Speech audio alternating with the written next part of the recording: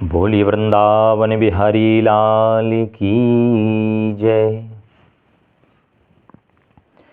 कृष्णाय वासुदेवाय हरये परमात्मने प्रणतः क्लेशनाशाय गोविंदाय नमो नमः। सच्चिदानन्दरूपाय विश्वोत्पत्त्यादिहेतवे तापत्रय विनाशाय श्रीकृष्णाय वयं नुमः। जय श्री राधे। प्रिय भक्तों, आज हम भगवान के परम प्रिय परम लाडले भक्त ध्रुव जी के विषय में हम आज आए। ध्रुव जी की सुंदर कथा को लेकर के आए, क्योंकि भक्तों की कथा सुनने से हृदय में भक्ति का प्राकट्य होता है, भक्ति प्रादुर्भाव होती है हमारे हृदय में, और भक्तों की कथा सुनने से हमारे हृदय के जितने विकार हैं वो सब नष्ट होते हैं। और भगवान का तो कथन ही है कि जिस हृदय में भक्ति का वास होता है, या तो नीच ग्रहेष्वपि, चाहे वो नीच का ही घर क्यों ना हो, चाहे वो शूद्र का घर ही क्यों ना हो, मुझे जानने में वहाँ संकोच नहीं लगता। ये मेरे गोविंद के वाक्य हैं। इसलिए आज बड़े ही पावन सुंदर ध्रुव जी महाराज के विषय में हम चर्चा करने आए। बंधुओं, ध्रुव जी महाराज केवल अभी 5 वर्ष के ही हैं। 5 वर्ष के नन्हे से बालक हैं। आज उनको बच्चों ने बताया कि ध्रुव जी, क्या तुम्हें मालूम है कि तुम्हारे पिता कौन है? बोले, मेरी माँ तो मुझे कभी नहीं बताई कि मेरे पिता कौन है। बोले, वो जो उत्तम के पिता है ना, वो ही तुम्हारे पिता है। अच्छा, तो बंधुओं, एकदा सुरुचे पुत्र मंकमारोप्य लालयन उत्तमं नारुरुक्षन्तम ध्रुवम राजाभ्यनंदत। एक दिन की बात है, राजा उत्तानपाद अपने उत्तम पुत्र को लेकर के बैठे थे।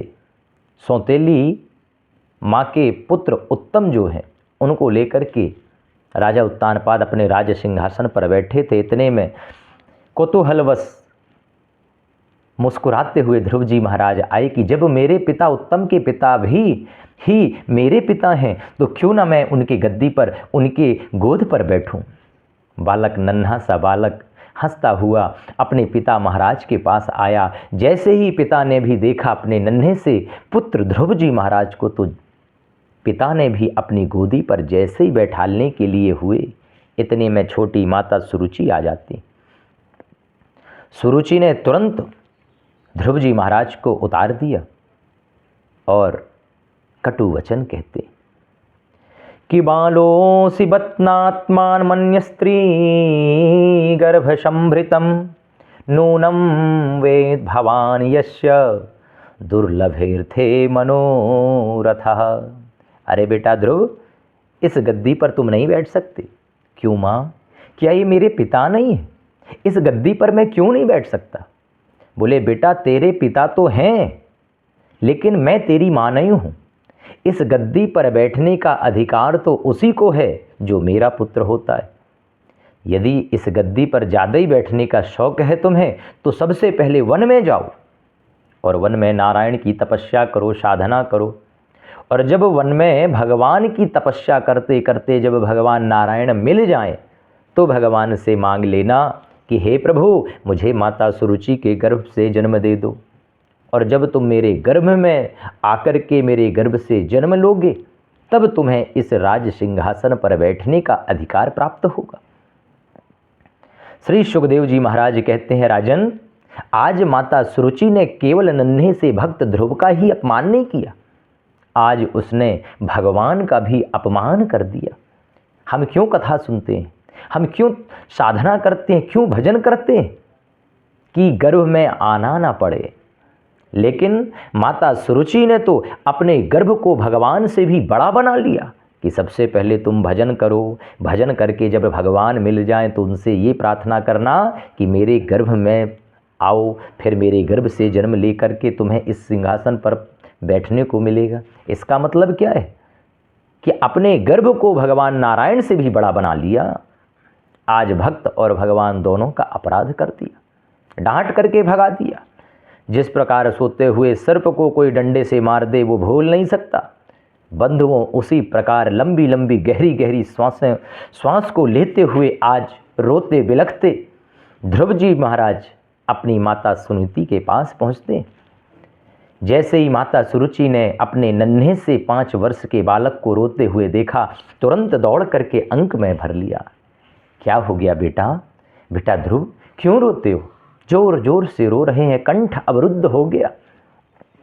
ध्रुव जी महाराज कहते हैं, माँ क्या आप मेरी माँ कहलाने की अधिकारिणी नहीं? क्या आप मेरी माँ के योग्य नहीं हैं? ऐसे कौन से सुंदर गुण माता सुरुचि में हैं जो आप में नहीं? माँ यदि मैं आपका पुत्र हूं तो एक एक वाक्य का बदला लेकर के मानूंगा। माता सुरुचि से उसने आपका अपमान किया है कि उस दुर्भागिनी के गर्भ से, उस अभागिनी के गर्भ से तुमने जन्म लिया है, इसलिए तुम इस सिंहासन पर नहीं बैठ सकते। मां ऐसे कौन से सद्गुण विद्यमान हैं जो आप में नहीं है? मैं एक एक बात का बदला लेकर के मानूंगा। जैसे ही ध्रुव जी महाराज के मन में ये विचार आता है, उसी समय ध्रुव जी महाराज की जो माँ सुनीति हैं, ध्रुव जी महाराज के मुख में उंगली रख देती। बोले बेटा कि मां मंगलम तात परे स्तुमस्था भुंक्ते जनो यत् पर दुःखदस्तत् माया सत्यम सुरुच्या विहितम भवान में यद्दुर्भगाया उदरे गृहीतः। बेटा ये तुम क्या कह रहे हो? अरे तुमने अगर देखा जाए तो तुमने एक गलती नहीं की, तुमने 2 गलतियां की हैं। बेटा सबसे पहले गलती तो तुमने ये किया कि तुम मनुष्य बने। अरे तुम्हारा जो कर्म है वो तो देवताओं के समान है। बेटा तुम्हें तो किसी देव योनि में जन्म लेना था, तो तुमने सबसे पहली गलती ये की कि तुम मनुष्य बने, और दूसरी तुमने ये गलती की कि तुम मुझ जैसे अभागिनी के गर्भ से तुमने जन्म लिया। माता सुरुचि ने क्या गलत कहा है? यदि तुम उसके पुत्र होते तो आज निश्चित तौर पे आज उस सिंहासन पर बैठने के तुम अधिकारी होते। ध्रुव जी महाराज कहते, माँ आप भी मुझे इस प्रकार की बातें कह रहे हो, आप भी मुझे वन जाने के लिए प्रेरित कर रही हो। माता सुनीति के नेत्रों से अश्रु प्रवाह हो चुके। सुनीति माता कहती हैं, बेटा तुम हमेशा मेरे से अपने पिता के बारे में जानते थे कि माँ मेरे पिता कौन हैं, और मैंने आज तक तुम्हें तुम्हारे पिता के विषय में परिचित नहीं करा पाई।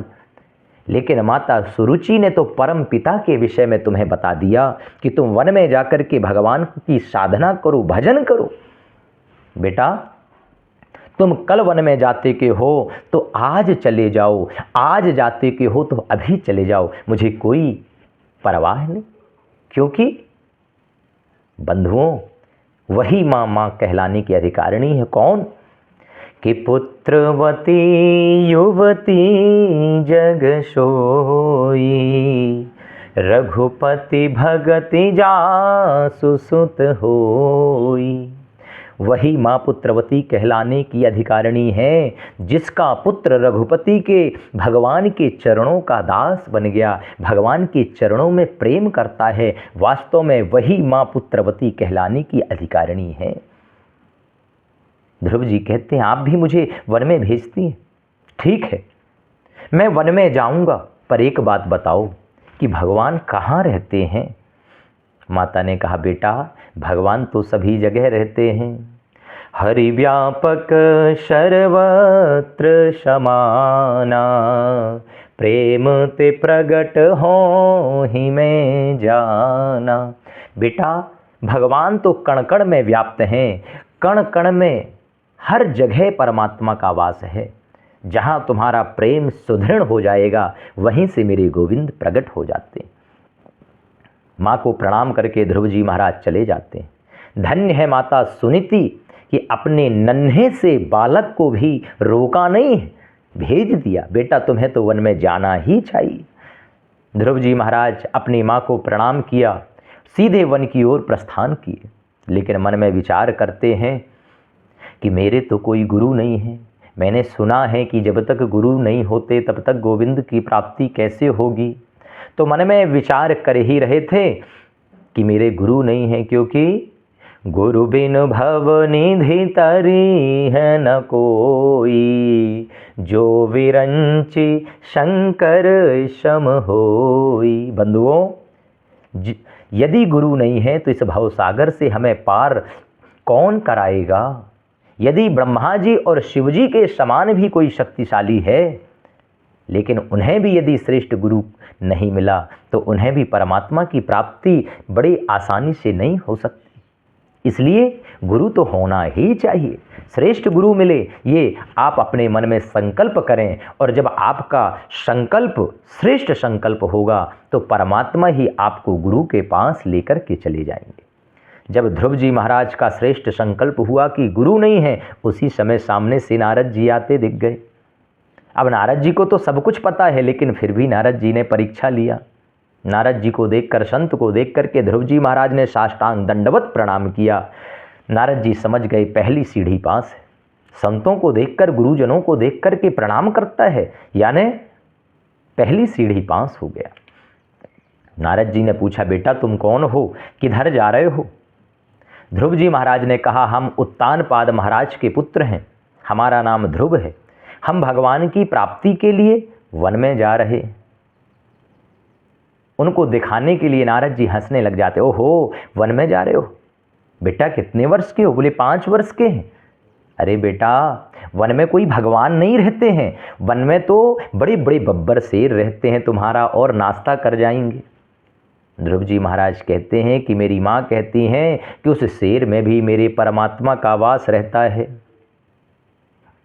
नारद जी महाराज कहते हैं कि विश्वास का पक्का है। बोले बेटा, लेकिन तुम तो इतने छोटे से हो, वहां तो हजारों लाखों वर्षों से संत तपस्या करते हैं और उन्हें एक क्षण के लिए भी परमात्मा नहीं आते। तुम इतने छोटे हो, तुम्हें वहां वन में भोजन कौन कराएगा। घर में तो तुम्हारी माँ भोजन कराती हैं, लेकिन वन में तुम्हें कौन भोजन देगा। ध्रुव जी महाराज कहते हैं कि मेरी माँ कहती हैं कि जब दांत नहीं तब दूध दियो, अब दांत दिए कछु और भी देगो। मेरी माँ कहती हैं कि जब बच्चे का जन्म नहीं होता उसके पहले ही मात्र स्तनों में दूध की व्यवस्था मेरे गोविंद पहले कर देते। जब बच्चे के दांत नहीं होते तो गोविंद जो है वो दूध की व्यवस्था करते हैं। तो अब दांत दिए हैं तो भोजन की व्यवस्था वही मेरे परमात्मा करेंगे। नारद जी गदगद हो गए कि ऐसा नियम का पक्का तो मैंने आज तक कोई बालक देखा ही नहीं।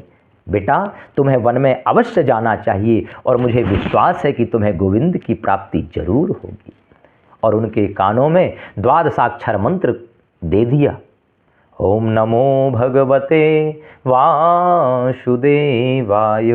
द्वादशाक्षर मंत्र ध्रुव जी महाराज के कान में दे दिया। बोले बेटा, तुम सीधे मधुवन में जाओ, वहाँ पर यमुना का किनारा है, यमुना जी के जल का पान करना, स्नान करना, शुद्ध मन से वहाँ पर इस मंत्र का जाप करना। मुझे विश्वास है कि तुम्हें गोविंद की प्राप्ति अवश्य होगी। बंधुओं, इतना कह करके नारद जी को प्रणाम करके ध्रुव जी महाराज आज मधुवन में आते हैं। यमुना स्नान आदि से निवृत्त होकर के एक पैर में खड़े होकर के ध्रुव जी महाराज ने संकल्प लिया है 3 दिन तक कुछ नहीं खाते। बंधुओं, ऐसा संकल्प नहीं लेना चाहिए कि एक तो भजन करते नहीं हो, जब भजन करने को आए तो उस खाना पीना सब कुछ छोड़ दें, तो इसमें शरीर कमज़ोर होता है। नियम से क्रमबद्ध तरीके से हमें भजन करना चाहिए।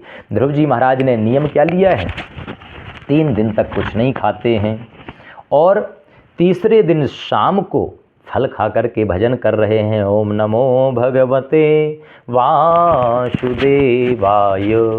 ओम नमो भगवते वासुदेवाय का जाप कर रहे हैं।